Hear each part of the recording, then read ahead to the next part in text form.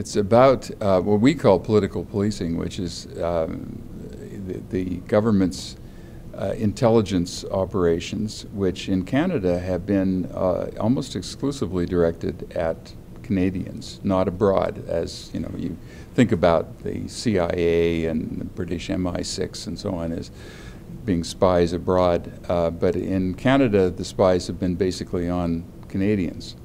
We've had a secret service since before Canada was Canada.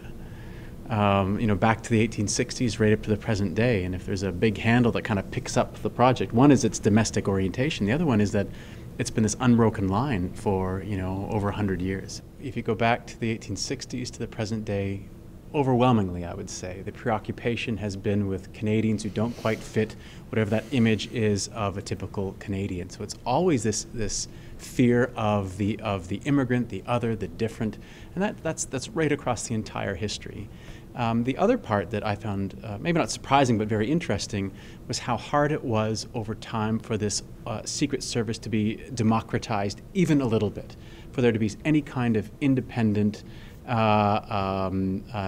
nonpartisan oversight of the security service. In the 1860s, you could just do what you wanted, and that was pretty much the case until, the 1970s perhaps? 1980s. 1980s even? Yeah. That it took that long to bring it out in the open and to establish any kind of accountability or oversight that you could reasonably call democratic. The focus on ethnicity is not a very old thing. It's also a very new thing since 9/11, the focus on Arabs and Muslims as being the suspect community, which is a very serious issue. And at the same time, that the accountability that Andy was just speaking about since 9/11 has been clearly on the decline and is being moved off center stage by government very systematically. So our focus has been overwhelmingly on ourselves. Yeah. James Bond is always in some kind of exotic clime, right? George Smiley in the John le Carré novels is always in some place interesting.